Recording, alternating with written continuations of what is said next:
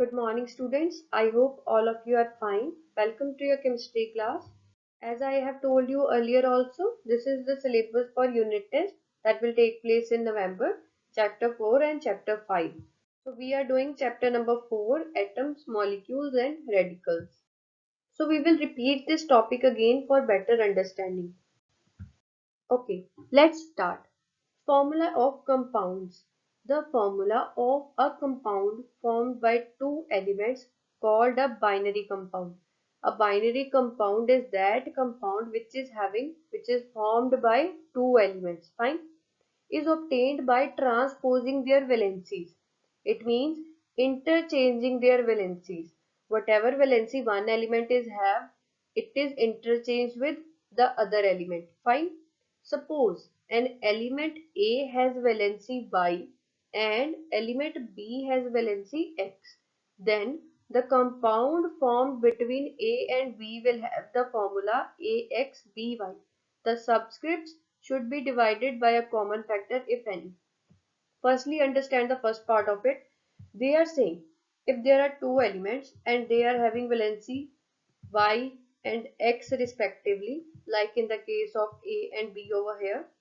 So the formula will be formed by interchanging of their valencies.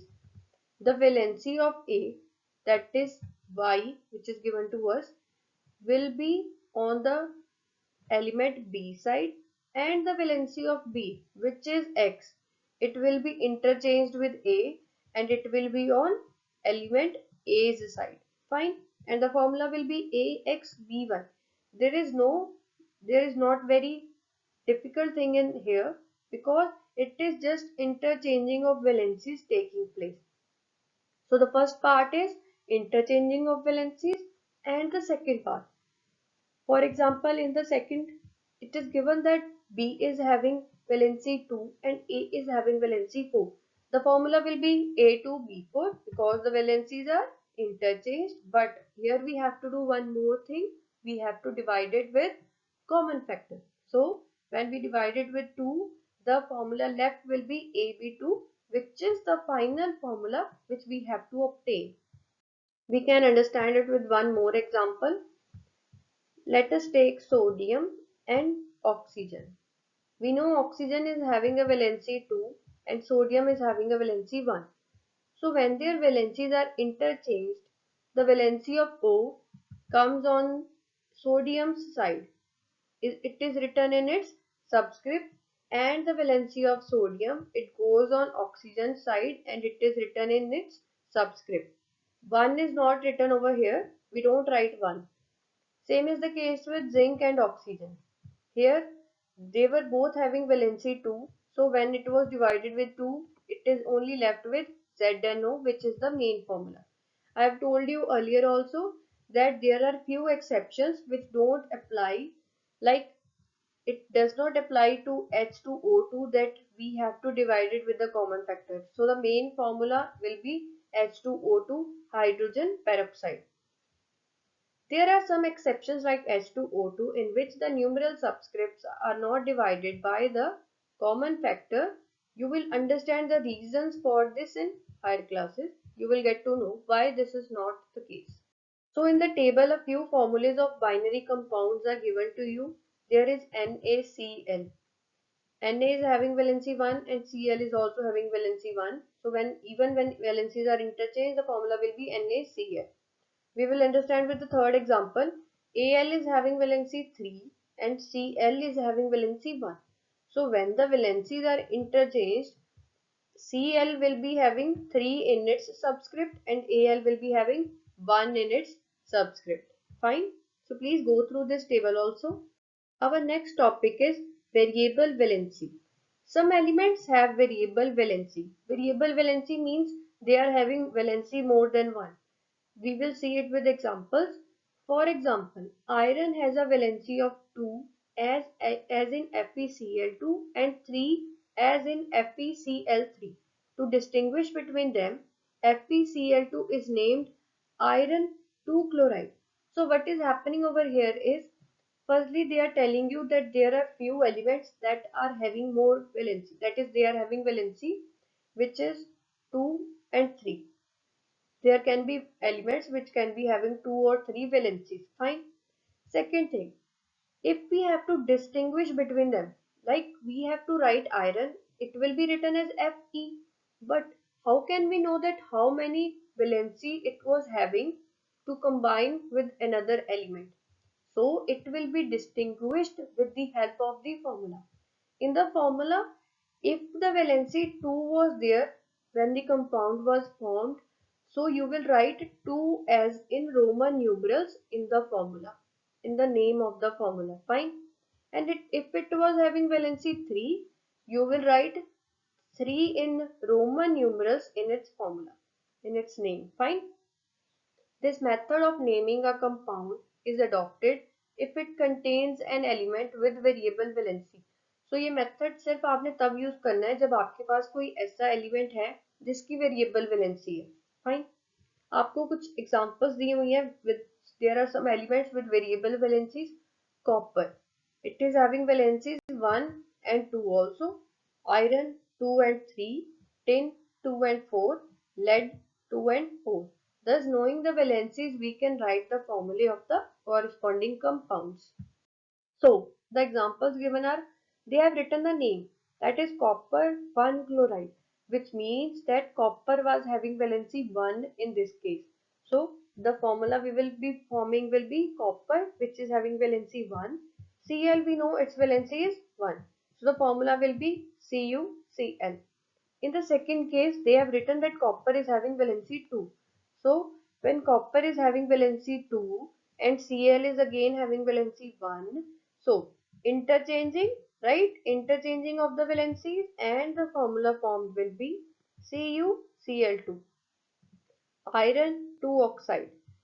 Iron over here is having valency 2. So, because oxygen is also having valency 2, the valencies are having that common number 2. So, when it is written as Fe2O2, it will be divided by 2 and the left, which will be the left formula, will be FeO. And if iron is having valency 3, Fe is having valency 3 and O is having valency 2, the formula will be Fe2O3. Fine. Formulae of the molecules of elements. The valency of an atom can be satisfied by an atom of the same element also. That if we are having an element, it may sometimes be satisfied. Its valency may be satisfied by the same atom of that element. For example, hydrogen. The valency of one hydrogen atom can be satisfied by another hydrogen atom to form the molecule H2. Molecules like Cl2, O2 and N2 are formed in similar manner. Now we can easily understand why noble gases are monoatomic. In fact, a noble gas element is considered to have a zero valency. So an atom of it does not combine with another atom. You will learn in higher classes how polyatomic molecules of elements are formed. Starting with the definition, radicals are a kind of entity that can be an atom with a charge on it or a group of atoms behaving as a single atom with a charge on the group. So, it can be a single atom with a charge on it or a group of atoms behaving as a single atom with a charge on the group. Charge can be plus or minus. Fine. Radicals have a valency too and take part in chemical reactions as single units. So, it is telling that radicals also have a valency. We will understand it what kind of valency they are having and how, and take part in chemical reactions as single units. So, as a single unit takes part in a chemical reaction, in the same way radicals which are formed as a group of atoms also, they take part as a single unit in a chemical reaction. Valency of a radical is the same as the charge without sign on it. Some examples are given in table 4.5 and 4.6. So in 4.5 there are positive radicals which are having plus charge on them. So hydrogen, it is having plus 1 charge on it. Sodium also having plus 1 charge. So I am telling you over here that the valency will be the charge, but we will not be considering plus or minus into the valency. So only if we are having hydrogen, we will say it is having valency 1. We will not consider the plus sign. If we are seeing magnesium, we will say it is having valency 2 without considering the plus charge. Fine. Same is the case with others also. We will consider the valency, the numeral, without the positive or negative charge. In the second table, we are given negative radicals. Valency will be the same as we have seen in the positive radicals because we don't have to consider the positive or negative. Fine. So in this fluoride, it is written as minus, it is having the charge -1. But if we have to say valency, we will say it is having valency 1. If we are saying oxide, it is having valency 2 without considering the negative charge. Fine. So these are negative radicals. Radicals are capable of independent existence, but they generally form compounds. So radicals form compounds. कैसे बनाते हैं? Positive और negative radical combine होते हैं तो इनके भी compound बनते हैं. Compound of this kinds are formed by the combination of oppositely charged radicals in such a manner that the charges are neutralised by each other. Neutralise मतलब क्या होता है कि पॉजिटिव और नेगेटिव एक दूसरे को न्यूट्रलाइज कर दे. जितने पॉजिटिव चार्ज होंगे उतने ही नेगेटिव चार्ज होंगे और वो जो कंपाउंड फॉर्म होगा वो एक न्यूट्रल कंपाउंड फॉर्म होगा. For example, one Ca2 plus radical will require only CO3 2 minus carbonate radical to neutralize its charge to form the compound CaCO3. ऐसा क्यों है? Because हम देख रहे हैं कि Ca के ऊपर 2 प्लस चार्ज है और CO3 के ऊपर 2 माइनस चार्ज है, तो ये दोनों एक दूसरे को न्यूट्रलाइज कर देंगे. इनको ये दोनों का एक एक एटम ही काफी है कंबाइन होके कंपाउंड फॉर्म करने के लिए, बिकॉज इन दोनों के चार्जेस सेम है. उसका 2 प्लस है और इसका 2 माइनस है, ये एक दूसरे को न्यूट्रलाइज कर देंगे. Similarly Mg2 plus radical will require 2 OH minus radicals to form MgOH2 because जो आपके पास मैग्नीशियम है उसके ऊपर जो पॉजिटिव चार्ज है वो आपके पास 2 है, बट जो OH है उसके ऊपर तो -1 है. तो इसका मतलब है कि OH के 2 एटम्स रिक्वायर्ड हैं, 2 radicals are required to form the formula MgOH2 that is magnesium hydroxide. Fine. Because ऐसा क्यों है? क्योंकि अगर आपके पास 2 पॉजिटिव है तो आपको 2 नेगेटिव चाहिए उसको न्यूट्रलाइज करने के लिए. The formulae of compounds containing radicals can also be written by transposing the valencies and dividing them by a common factor if any. जो हमने पहले भी देखा था, जैसे हम ट्रांसपोज कर देते हैं, हम क्या करते हैं? इंटरचेंज कर देते हैं वैलेंसीज. सेम हम रेडिकल्स में भी कर सकते हैं और हम इनके फॉर्मूले भी सेम तरह से बना सकते हैं और कॉमन फैक्टर्स भी वैसे ही निकाल सकते हैं. For example, the compound formed by Cu2 plus and CO3 2 minus is CuCO3 and not Cu2 CO3 2 because we have divided the valencies 2 by the common factor 2. So the formula formed will be CuCO3. Table 4.7, the formula of some compounds. Here formulae are shown which are formed by radicals. Compound is sodium hydroxide, radical Na plus OH minus. Each positive and negative charge has neutralized each other and the formula is NaOH. We will see the third example, NH4 plus and NO3 minus. Again, one positive charge and one negative charge neutralized and formula will be NH4NO3. There is some change in the fourth one, potassium sulfate. Potassium is having one positive charge whereas sulfate is having two negative charges. So we can understand it by two methods. First one is that one potassium radical cannot combine with two sulfate radicals because if it combines it will not be neutralized. So there will be two potassium radicals. Therefore the formula will be having two potassium radicals as we can see over here, K2SO4.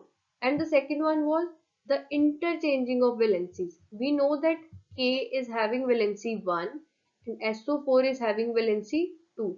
So after interchanging, the valency of SO4 will come towards K and it will come in its subscript, and the valency of K will go towards SO4 in its subscript. So the formula will be K2SO4.